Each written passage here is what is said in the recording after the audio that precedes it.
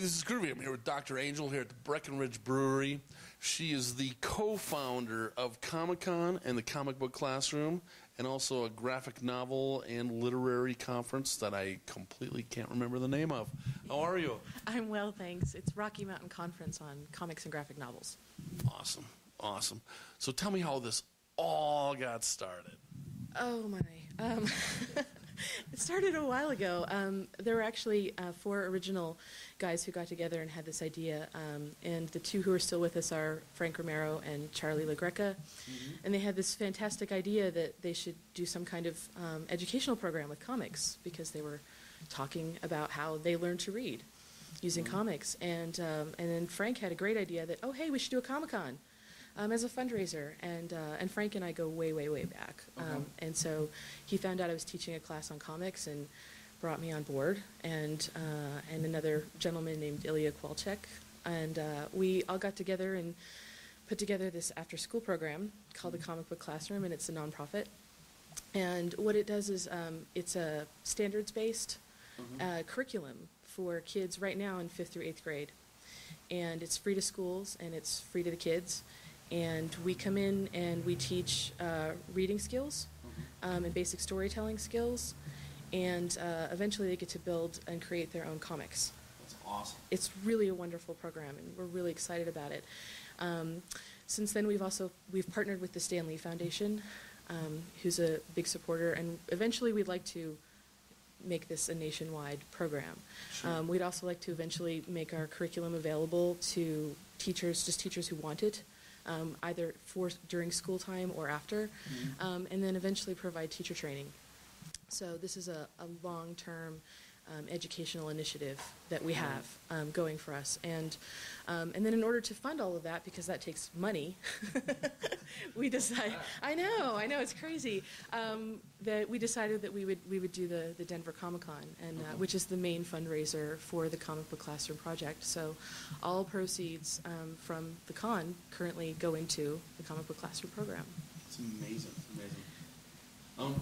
I gotta say, on a personal level, because when I was growing up, I grew up in the swamps of Wisconsin, out in the middle of nowhere, is that the only thing I ever read when I was a kid was comic books. I mean, I had every comic book known to man, but when they tested me for my vocabulary and things like that, I was always like 3 or 4 grades ahead.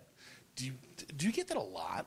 I do get that a lot, and I myself learned to read very young, and I didn't come to comics until later in my life, but I do see that I think comics teach children a really wide vocabulary, and I can't possibly remember the word off the top of my head, but Charlie LaGreca will tell you that there's this really big $3 word that he learned when he was like 7 from reading a comic book. So I'm not surprised, because the one thing that I think comics do is that they, at every level, they never talk down to their readers. Right. Which is, I think, one of the things that attracts kids to it, actually, is that it sort of asks you to come to its level. And so I'm not at all surprised to hear that. I hear that a lot. And that comics are kind of, what is the word, a gateway drug to reading, if you will. That you're sort of lured in by like the cool, hip comic book, but it really does have the ability to teach you a lot of language skills, and a lot of sort of desire to continue reading, I think. Yeah. Absolutely. Yeah. I completely agree. Now, with the classroom itself and everything, I know you're like sort of the architect, but not necessarily in the day-to-day operations. But when you're putting it together, what was like the vision everyone had? Yeah, I'm definitely not the sole architect. This was a group effort. In fact, Ilya did most of the composing of the curriculum, and then Charlie did the artwork. And I think I'm responsible for the introduction and the research or something like that. Sorry, I forgot your question now. What was it like putting it all together, like one concrete unit? Oh, I think, like I said, the thing that we were most engaged in is helping kids to read. And particularly, we were interested in the kids who were maybe not doing so well in school, and the kids who needed some additional inspiration. And not just that, but also I think that the ability to tell your own story and to write your own story and create your own story gives you an outlet, especially for kids who maybe don't have an outlet otherwise. Who maybe have not such a great time at home, or struggle in school, or maybe have learning disabilities. And I think that we have a particular affinity for that group because we were that group.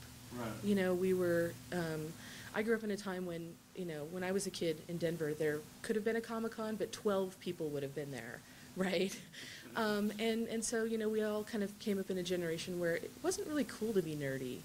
Right. And so I think we sort of appreciate those kind of people who are on the fringes. You know, we want to get to them. We want to say, hey, you know, there's a place for you too, right? And that everybody has a voice, and we'd like to show you and help you develop that voice, whoever you are. So can anyone get involved with this? I mean, any level of skill with drawing and storytelling and all that kind of stuff? In terms of working with the classroom? Yeah. Absolutely. We need volunteers at all levels. We need fully licensed teachers. We also need volunteers to help those teachers in the classroom.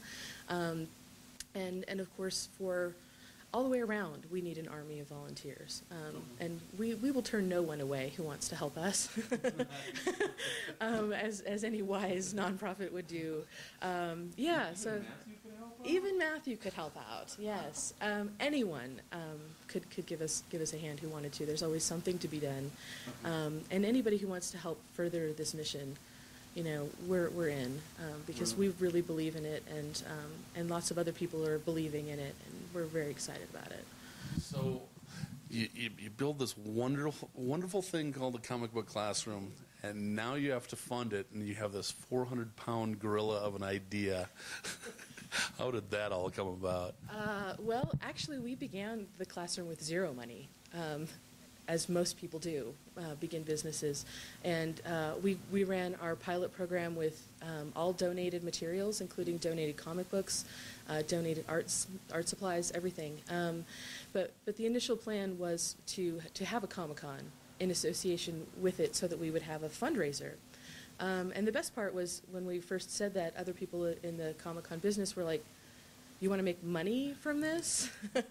And so we were, you know, maybe a little bit afraid, but we did it anyway. We said, you know, we're going to have a con, and this will be our fundraiser for the Comic Book Classroom, and now it's this behemoth, really, for lack of a better word. It's a monster, and we're so proud of it and so excited. I can't. You gotta be so proud. Yes, I am. You know, every time I have to stop and think about it, though, because it, as I said to you when we were chatting earlier, it just doesn't seem real most days that we had this idea, and this army of us, you know, came together and pulled it off. You know, you just don't get to say that very often in your life, that, you know, you have a great idea and then watch it come to fruition and then so far beyond. Right. So yeah, it's a really, really cool thing, and I don't even know what else to say about that, except most days I don't even think it's real, you know. And the numbers completely blew your mind. The numbers were crazy. As I was mentioning earlier, you know, we had an attendance of over 27,000 people last year, and that was double what we were expecting easily. You know, we initially had a ballroom space, and we're expecting 4,000 or 5,000, and would have been really happy with that, incidentally. And it wasn't until a little bit later in the game that we realized it was going to be bigger. And so we got a bigger space, and we filled it up with people and vendors and guests and things, and still we're afraid, you know, that it wasn't going to fly, and that we'd be really happy to get 10 or even 12,000 people, and even at the last minute we were like, wow, we could maybe even see 15,000. And so when we got the final numbers in and it was over 27, I was completely flabbergasted. I still am now, you know, and to think that, you know, we're already considerably ahead of that number already this year with 3 months to go. I just don't know. So, on camera, give me your estimate for 2013. Oh, you know, this so bit me last year because I said 4,000 people. I honestly think we're going to hit 50,000. I really do, because I was so far off the mark last year that I'm just going big. I'm going to say 50,000. I completely agree. I'm so down with 50. Yeah. I'm not even going to wrestle with that. Yeah, you know, I think we're probably planning for up to 60, just to be on the safe side, because last year we grossly underestimated how many things we would need in terms of bags and programs and and simple crowd control. You know, we were really, really overwhelmed. Well, I mean, just in case anyone hasn't heard, I mean, give me some of the special guests and keynote speakers. They're huge. They're legends. Oh, yes. This year, of course, we have special guest Stan Lee. Don't get bigger than that. You don't get bigger than that. You really don't. And we just added Chris Ware, who's going to be the keynote speaker for the literary conference, which is the prelude to the Comic-Con. And then he's going to be doing his big keynote address on Friday at the con. And which we're shaping up to be Education Day, where we're going to invite students and teachers in particular to come and see Chris Ware. Excellent. Yeah. Other big comic names. You'll have to forgive me, I can't remember which ones I'm allowed to say. We definitely have George Perez, Phil Jimenez, lots of people. Like I said, I'm terrible on the spot, but lots. You can check out our website. That will tell you. Yeah. Excellent. And we should probably cover the literary conference before the con. Tell me what's going on with that. The literary conference is a small event that brings scholars in the field, and a lot of people don't know that comics scholarship is an actual thing. That lots and lots of professors and teachers teach comics in a very real way and engage the theory of comics and write scholarly work on it. And so what the literary conference does is it brings those people together to present papers and to talk about their work. Last year we had our first year with that as well for Romo Coco, which is the cute little acronym for it. It's too long a name to say otherwise. And we had about 100 people in attendance last year, which is a nice size for a literary conference, and had some of the biggest names in that field there. You know, Dr. Charles Hatfield was with us, James Bucky Carter, Rob Weiner. You know, these guys are all really well published in this field. And it was really exciting. And our keynote last year was Scott McCloud. Who is one of my personal heroes, and I use his work in my classrooms all the time, just to teach rhetoric. Because really what he's talking about in understanding comics is rhetoric. And so I spend a lot of time with him in the classroom, so it was really wonderful to get to meet him and talk to him and hang out. I know. I had a weird starstruck moment, you know, sitting there talking to Scott McCloud at dinner. I'm like, I'm eating dinner with Scott McCloud. Yeah, it was really surreal and very cool. And so, yeah, and that event was a great success, and the people who were there had a great time. And I think most of them are coming back this year, and bringing their friends. So this year's event is going to take place at Arary campus at the Spring Hill Suites Marriott, which is owned by Metro, I believe. And it's for their hospitality services program, and it's a cute little boutique hotel. And so we're going to be getting a larger academic community involved this year, and Chris Ware is going to come visit and hang out with us. Yeah, I'm a little bit excited about that. Yeah, just a little. Yeah, it's awesome. So, like I said before, this is what success feels like, right? Yeah, like I said, it always feels, you know, part kind of giddy giggliness and the other part horror, because there's a part of this that's also quite terrifying when I try to wrap my brain around the magnitude of what it is that we're doing. And yeah. Some days it's hard not to just sort of sit in a corner and rock back and forth and weep because it feels so strange and wonderful. Like I said, it's almost all wonderful, but it's also really overwhelming to think about this amazing thing that is happening. Congratulations on everything. There is one last question, just so we can make sure Matthew gets this. What are some of your favorite science fiction shows of all time, especially number one? Number one is Battlestar Galactica, baby. Yeah, I'm obsessed. I love BSG. Huge Firefly fan. Huge. Yeah, Huge. Star Trek Next Generation. Mine as well. And of course, Walking Dead, Once Upon a Time. I don't think we talked about Warehouse 13, but I'm also a really big fan of that one too. And we actually have the main character from that show. Really? Eddie McClintock's one of our guests this year.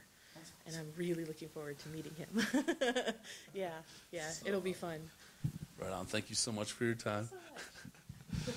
This is Groovy. I'm here with Dr. Angel. Breckenridge Brewery, Comic-Con's coming up. It's going to be awesome. 50,000 people. I'm going on record, too. It's going to be awesome. Rock on.